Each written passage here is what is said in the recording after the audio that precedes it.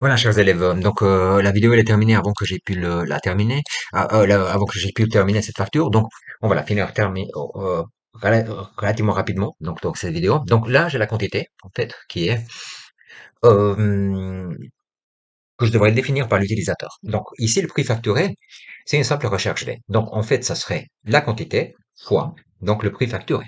On est d'accord, puisque en fait la quantité est insérée suivant le nombre de produits que le client a acheté. Donc là, je vais faire une recherche V, j'ouvre la parenthèse, je clique sur FX, je mets donc avec la touche FX, donc la valeur que je recherche, c'est toujours la même.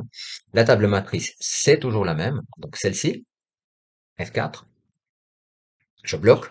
Et le numéro d'index color, donc le plus facturé, c'est le numéro 4. Donc je lui mets 4.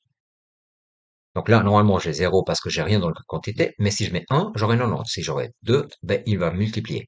Donc le montant est le même, je ne fais que le rapatrier rapidement.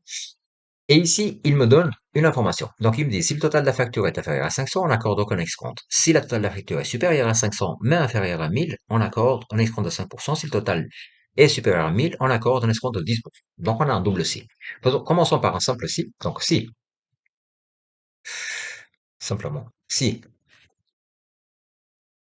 Alors, la somme de tout ce que j'ai ici, elle est plus petite que 500. Dans ce cas-là, ben, je mets simplement la somme de tout ceci. Sinon, ben, je vais mettre mon deuxième si.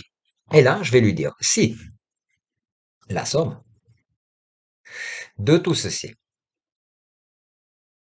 est plus grande à 1000, dans ce cas-là, il aura 10%. D'accord? Il aura donc la somme, encore une autre fois, de toute sa facture, de tous ses produits, moins 10%, que je vais multiplier toujours par le total, donc la somme.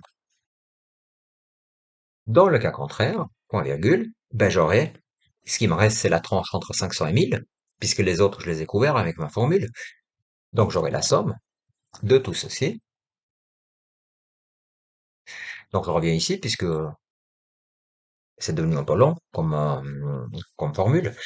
Donc je vais là enlever 5% que je vais multiplier par la somme de tout ceci. Alors, je ferme, j'enlève mon double pourcentage, et là, je ferme, simplement. J'accepte les modifications. Ah, il me manque une multiplication ici. Oui, j'accepte la correction. Et là, nous avons donc le prix. Donc, nous avons une facture qui s'établit assez bien parce qu'ici, je peux changer le numéro de référence, ici, je peux changer la quantité et j'ai les escomptes qui sont appliqués. Dans la dernière partie, ce qu'il nous reste à faire, c'est appliquer le TVA. Donc, là, il suffit simplement de lui dire celle-là fois le TVA.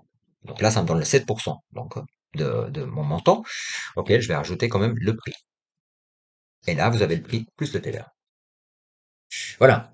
Donc, il va de soi qu'avec cette facture-là, vous pouvez choisir le numéro de client, ça nous change. On peut choisir le numéro du produit. On peut choisir la quantité. Ça nous fait les escomptes automatiquement et ça nous applique les TVA automatiquement.